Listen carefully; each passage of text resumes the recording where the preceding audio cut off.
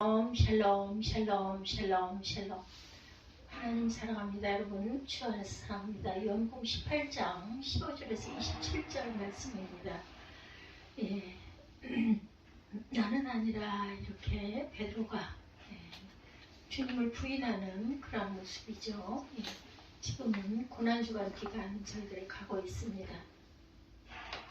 연습을 실전같이 운도 실력이다 이런 말이 있어요. 평소에 연습을 철저하게 하면 실제 상황에도 잘 대처할 수 있다 이런 말이죠. 신앙생활도 마찬가지입니다. 말씀과 기도를 통한 경건의 훈련을 잘하고 있으면 어떤 상황에서도 믿음이 배인 행동을 할 수가 있다. 예를 들어서 기쁨을 충분히 준비한 슬기로운 5 처녀들처럼 언제 신랑이 올지 기꺼이 맞이할 수 있는 그 준비된 기름 준비한 5 처녀. 방금 읽은 본문에도 비슷한 일이 벌어지고 있어요. 본문에 2가지 종류의 재판이 벌어지죠. 한쪽에는 예수님이 피고로 종교재판이 벌어지고 다른 한쪽에서는 베드로를 피고로 인민재판이 벌어지고 있습니다. 그 재판에 임하는 두 피고 태도가 대조적이죠. 예수님은 담대하시고 오히려 재판장같이 재판을 이끌어 가시는데 베드로는 분위기에 눌려서 두려워하고 예수님을 부인하기까지 합니다. 요한복음에는 예수께서 나는 뭐뭐이다 라고 말씀하신 장면이 많이 나오죠. 당당한 긍정이에요. 또한 본문의 베드로는 나는 아니다 비겁한 부정 3번씩이나 반복을 합니다. 예수님은 시인하시고 베드로는 부인하는 대조적인 모습이 보입니다. 요한복음 순환 스토리에도 예수님은 왕적 메시아로 자신의 길을 위험있게 걸어가신 분으로 묘사가 되죠. 예수님은 대제사장 빌라도 총독 헤롯왕 같은 당시 최고 권력자 앞에서 나는 뭐뭐이다 라고 당당하게 말씀하세요. 그러나 베드로는 아무 권세도 없는 문 지키는 여자에게까지 나는 아니다 라고 비굴하게 부정하는 부분들이 계속해서 보이죠. 3번씩이나 부인을 합니다. 죽인다고 위협하는 상황도 아닌데 그렇게 하죠. 신앙생활을 하다 보면 상황에 압도가 되어서 우리의 의지와 상관없이 행동할 때가 너무나 많습니다. 어떻게 하면 주님이 원하시는 제자가 되어서 예수를 따라갈 수 있는지 함께 살펴보도록 하겠습니다. 예수님을 부인하는 베드로죠. 요한복음 18장 15절에서 18절입니다. 시몬 베드로와 또 다른 제자 한 사람이 예수를 따르니 이 제자는 대제사장이라. 이는 사람이라 예수와 함께 대제사장의 집들에 들어가고 베드로는 문 밖에 서 있는지라. 대제사장을 아는 그 다른 제자가 나와서 문 지키는 여자에게 말하여 베드로를 데리고 들어오니 문 지키는 여종이 베드로에게 말하되 너도 이 사람의 제자 중 하나가 아니냐니 그가 말하되 나는 아니라 하고 그때 추운 거로 종과 아랫사람들이 불을 피우고서 쬐니 베드로도 함께 서서 쬐더라. 다른 제자는 모두 흩어졌는데 2 제자는 그래도 용기를 내어 예수님의 뒤를 따라가죠. 따르다는 동사가 제자를 규정하는 단어임을 고려할 때 2 사람이 예수의 신문을 받으시는 곳까지 따라갔다는 것은 그들이 제자로 행동하고 있음을 보여줍니다.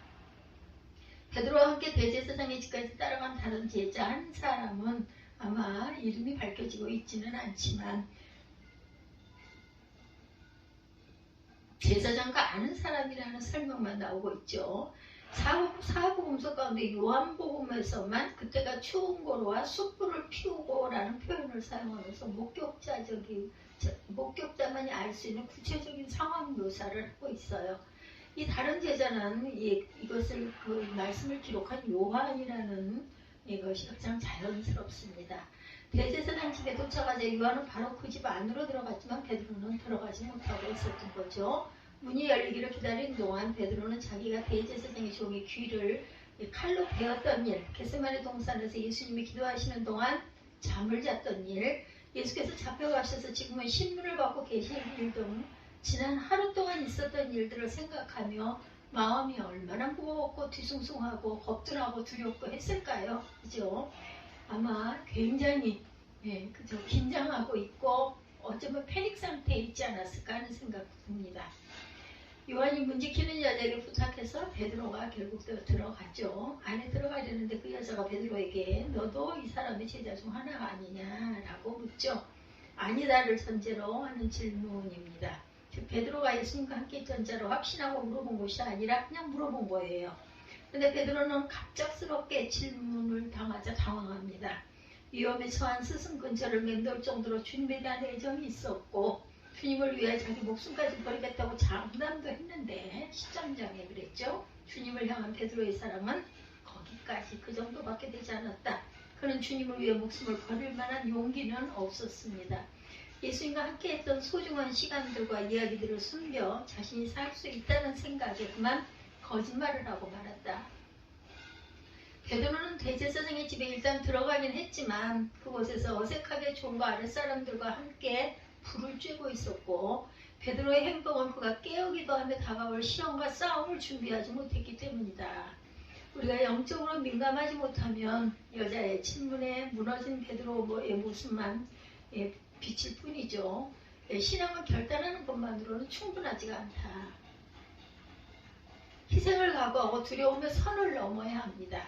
베드로는 자신이 주님을 위해 죽을 수 있다고 생각했지만 사실은 그렇지가 못했어요. 주님이 베드로를 위해 죽으셨죠. 그것을 깨닫고 나서야 베드로는 주님을 위해 죽을 수가 있게 됩니다.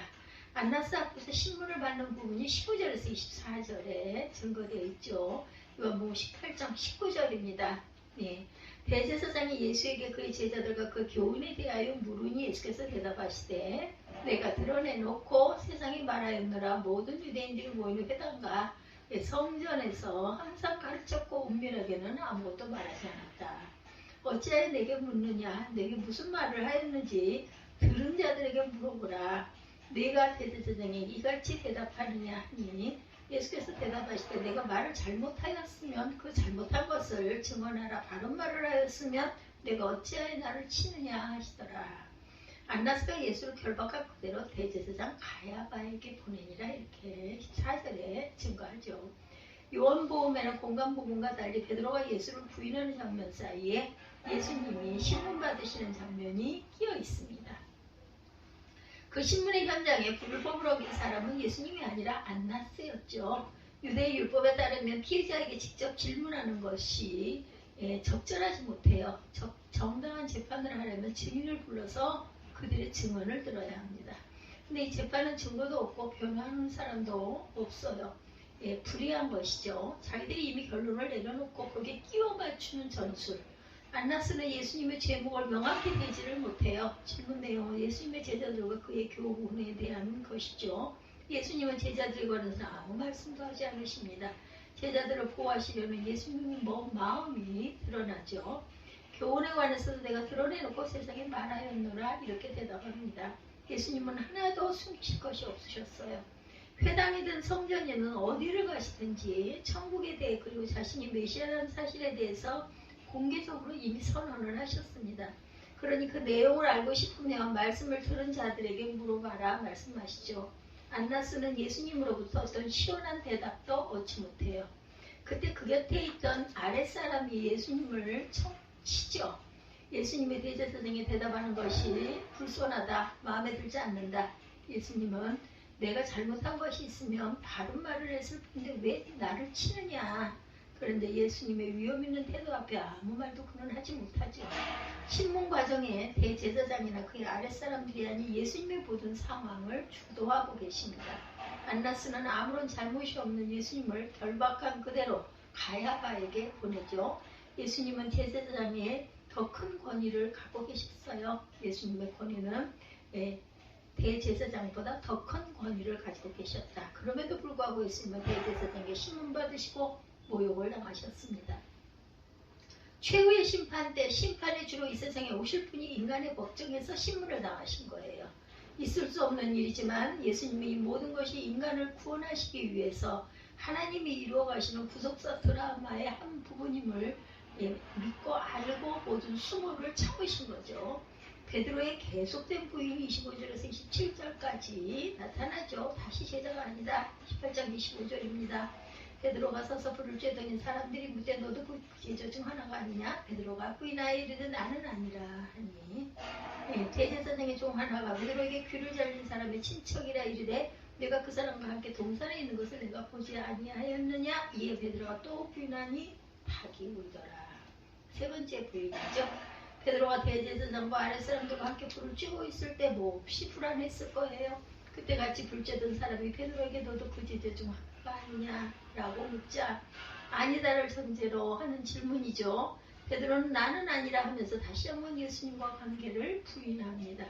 베드로가 예수님을 두 번째 부인한 것과 세 번째 부인한 것 사이에 약간의 시간적 간격이 있어요. 마태와 마가는 조금 후에라고 기록했고 누가는 한 시쯤 있다가 이렇게 기록합니다. 요한은 귀를 잘렸던 종 말고와 일가인 사람이 베드로가 예수님과 함께 동산에 있었음을 봤다고 증언하면서 추궁하는 것을 기록하고 있어요. 말고의 친척에 대한 이야기는 대제사장 집안과 알고 있던 사도 요한만이 기록할 수 있는 사실입니다. 요한은 베드로가 또 부인 아니라고 간단히 기록했지만 이번에는 그저 부인할 수만은 없는 상황. 앞에 두 번의 질문과는 달리 말고의 친척의 질문은 그렇다라는 대답을 기대하는 질문이었기 때문입니다. 그래서 공간복음은 베드로가 맹세하고 심지어 저주까지 하면서 부인했다라고 기록하죠. 예수님을 세 번째 부인할 때 다구는 소리가 들려요. 새벽을 알리는 다구는 소리는 육신의 잠을 깨우지만 베드로가 주님을 부인하던 밤에는 그의 잠든 영혼을 깨우는 잠용종이었습니다. 하나님은 실족한 제자를 회복시키기 위해 닭까지 동원을 하셨어요. 아마 베드로는 남은 생애 동안 다구는 소리를 들을 때마다 자신의 부끄러운 허물을 기억하며 주님을 생각했을 것입니다. 오늘날도 마찬가지. 주님은 우리의 삶의 현장에서 다양한 소재를 이용해서 우리 영혼이 깊은 잠에서 깨어나게 하시고 다쳤던 영혼의 눈과 귀를 여시죠. 일상일대에 돌이킬 수 없는 실수란 베드로예요. 주님을 저주하며 맹세하며 결단코 모른다고 부인했던 베드로는 누가복음에 그 부인하던 예수님과 눈이 마주칩니다. 예수님은 그저 쳐다볼 뿐이었죠.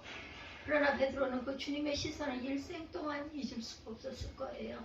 지난번에 목숨을 바쳐 주님을 따르겠다고 공언했던 베드로였죠. 13장 37절에 예수님의 예고대로 39절 말씀처럼 다음날 새벽이 되기 전에 예수님을 부인하죠.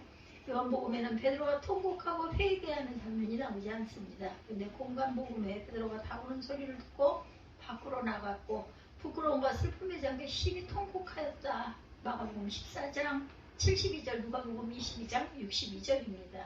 베드로는 주님 앞에 모든 것을 내려놓으며 회개합니다. 예수님의 제자는 자기를 부인하고 자기 십자가를 간을 쳐야 하는데 베드로는 도리어 예수님을 부인하고 예수님으로 하여금 십자가를 지게 하였다. 고난 앞에 선 우리의 자세는 과연 어찌해야 할까? 예측할 수 없이 그리로 피할 수 없어 파도와 같이 밀려오는 다양한 시험 앞에서 어떻게 하면 예수님처럼 시험이 올지라도 담대하게 설 수 있을까? 자신을 의지하지 말아야 한다. 누구를? 오직 하나님만을 의지하고 오늘이 마지막 이 순간이 마지막이라 할지라도 나는 천국에 갈 것이니까 주님이 나를 보호하실 거니까 이 믿음을 가져야 되겠죠. 그동안 베드로의 행적을 추적해보면 그가 예수님을 부인한 사건이 단순히 우발적이라기보다는 그렇게까지 할 수밖에 없는 이유가 있었음을 알게 됩니다. 베드로는 주님과 함께 죽을지언정 자기는 절대로 주님을 부인하지 않겠다고 장담하며 자신을 의지했어요. 두 번째 예수님은 베드로에게 시험에 들지 않게 깨어 기도하라고 미리 말씀하셨는데 그럼에도 불구하고 깊은 잠에 빠져 기도하지 못했어요. 그러다가 사고와 이런 사건이 터지게 되죠. 우리들이 흔히 말하는 것처럼 사고를 친 거죠. 사고를 쳤습니다. 예수님을 따르는 데 있어서 아무도 자만심을 가질 수는 없다. 아무도 베드로와 같은 실수를 범하지 않는다고 장담할 자가 없다는 거죠. 베드로의 모습이 바로 저와 여러분의 모습입니다. 입술로는 예수님에 대한 신앙을 고백하면서 삶으로는 하나님의 자녀다운 예수님의 제자다운 모습을 보이지 못하고 있지는 않은지, 주일에 한번 예배드리는 것을 하나님에 대한 의무를 다했다고 생각하지는 않는지, 자신에게는 관대하면서 하나님의 일에는 인색하지는 않는지, 베드로도 머리로는 죽기까지 예수님과 함께하고 싶었을 거예요. 그러나 그런 결심만으로 예수를 온전히 시인할 수는 없었다. 마음은 원이로되 육신이 약했기 때문이다. 베드로가 3번 부인하며 닭이 온 것은 예수를 위해 목숨을 버리겠다는 베드로의 장담이 실패했고 예수님의 예언의 성취가 나타났다는 증거입니다. 또한 철저하게 실패한 자신의 모습을 돌아보게 하는 계기이기도 했겠죠. 우리의 의지로는 우리의 믿음을 지킬 수 없기에 우리의 약한 믿음을 붙들어 주시는 주님을 바라보아야 합니다. 주님만을 의지하죠. 예수를 부인한 것은 주님을 배신한 것입니다. 배신은 하나님의 마음을 가장 아프게 하는 거죠. 인간은 원래 배신을 모르도록 창조되어 있지만 사단으로 말미암아서 죄가 우리 안에 들어오면서 하나님을 배신하게 됐어요. 인간의 마음과 결심은 이렇게 연약합니다. 주님의 능력으로 살 때만 우리는 온전히 설 수가 있다. 베드로가 시험에 들었으나 그래도 회복된 것은 주님의 기도가 있었기 때문에 누가복음 22장 31절에 시험에 들지 않게 기도하라는 주님의 말씀에 순종하여 우리는 기도해야 할 줄 믿습니다. 또한 닭이 우는 소리를 듣고 베드로는 오늘 밤 닭 울기 전에 네가 3번 나를 부인하리라 라는 말씀이 생각나죠. 그 말씀이 한마디 어김도 없이 정확하게 이루어진 것을 깨닫습니다. 예수님의 말씀에 자기의 언행을 비춰보니 자신이 죄를 범한 것이 깨달아지게 되어 이 말씀을 통하여 베드로가 회개했듯이 우리도 말씀 안에 거해야 할 줄 믿습니다. 그러면서 회개하죠. 예수께서 우리 죄를 대신 담당하고 십자가에 달려 돌아가셨기 때문에 주님의 이름을 의지해서 회개하면 어떤 죄라도 용서함을 받죠. 주님이 용서할 수 없는 큰 죄는 없습니다. 베드로는 실패했지만 회개를 통해 회복되죠. 그러나 같은 제자였던 가룟 유다는 마음의 가책을 느끼기는 하였지만 그뿐이었다. 결국 자살로 생을 마감하고 말죠. 우리를 멸망시키는 것은 죄 자체가 아니라 죄에 빠져 구원을 약속하신 예수님의 말씀을 기억하지 못하는 것이라는 것. 끈질긴 주님의 사랑을 기억해야 합니다. 우리 모두는. 내가 3번 나를 부인하리라는 예수님의 말씀을 베드로에게 확실히 기억나게 한 것은 다구는 소리였어요. 결정적으로 베드로의 가슴을 찢어지게 하고 그로 인해 대제사장의 안뜰에서 바깥들로 나가 통곡하게 한 것은 주님의 시선이었습니다. 22장 31절에서 2절이죠. 누가복음 22장 31, 2절. 베드로가 예수님을 부인했던 그날 대제사장의 뜰에서 베드로는 2 종류의 시선을 경험합니다. 하나는 주님의 시선, 또 하나는 무리들의 시선. 베드로를 바라본 무리의 시선은 미움과 정죄와 의심이 담긴 차가운 시선. 베드로가 주님으로부터 받은 시선은 이 배신자하며 노려보는 시선이 아니라 정죄도 원망도 당기지 않은 실패한 제자를 향한 사랑의 시선이었습니다. 예수님의 시선은 말씀보다 강력한 메시지였고 열길 물속은 알아도 한치도 안 되는 마음속은 모른다고 그러죠. 그러나 주님은 사람의 중심을 보시는 분이시다. 주님은 단순히 겉에 드러나는 인간의 언행만을 보시고 판단의 기준을 삼지를 않으세요. 만일 그렇다면 베드로는 그 자리에서 끝장이 났겠죠. 그러나 주님은 언제나 제자들의 고난의 순간을 깊은 이해와 동정의 눈길로 바라보십니다. 죄 때문에 자초해서 겪는 고난일지라도 여전히 자비의 눈길로 바라보시죠. 원수들은 우리를 노려오고는 우리의 부족한 모습을 손가락질하지만 주님은 초라한 우리의 모습 속에서 신실한 과거의 모습을 기억해내시고 겨자씨만한 믿음으로 행했던 것까지 기억하신다라는 것. 그리고 회개하고 변화하여 주님을 위해 살아갈 미래의 모습을 또한 바라고 그리시고 계신다라는 것.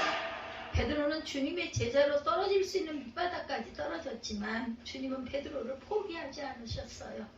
이것이 바로 우리의 부족한 연약함에도 불구하고 우리를 포기하지 않으시는 하나님의 끈질긴 사랑이라는 것. 이것이 십자가의 사랑과 능력입니다. 주님 우리 영혼 깊은 곳에 들이온 주께 대한 우리의 사랑을 꼭 피우기를 원하세요. 주님의 시선은 회복의 시선이었다. 우리의 과거와 현재가 아무리 떳떳하지 못해도 주님은 화해와 용서의 시선으로 우리를 계속해서 바라보신다는 것. 베드로는 예수님을 부인했지만 예수님은 베드로를 부인하지 않았어요. 베드로는 실패했지만 주님은 베드로를 회복시킵니다. 사도행전에서 베드로가 보여주는 모습은 모든 그리스도인들에게 회개와 반성 이후 어떤 존재로 거듭날 수 있는지와 하나님의 나라를 선포하기 위해서는 얼마나 많은 변화를 경험해야 하는지를 확실하게 보여줍니다. 우리에게 회개와 참된 각성이 임하기를 소망하죠. 회개의 눈물이 있을 때 하나님과의 관계가 회복됩니다. 이웃과의 관계가 또한 회복되죠. 베드로를 회복시키신 주님은 지금도 우리를 회복시키세요.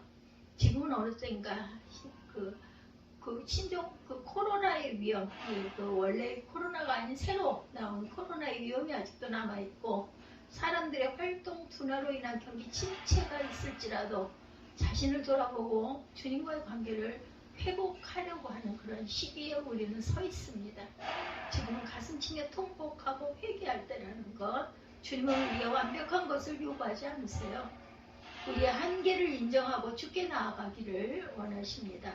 할 수 없다고 주저앉지 마시고, 일이 안 풀린다고 불평하지 마시고, 우리의 약함을 통하여 하나님 당신의 강함을 덧입고 나타나시기를 원하신다라는 것을 잊지 않는 저와 여러분들이 되시기를, 지금까지 부족한 삶을 살았을지라도 이제부터 이 순간부터라도 담대하게 하나님의 나라를 증거하며 살 것을 결단하고 나아가는 저와 여러분들이 되시기를, 귀한 고난주간 주님의 아픔과 고통에 같이 동참하면서 변화되는 삶을 살아내는 저와 여러분들이 되시기를 주님의 이름으로 축복합니다.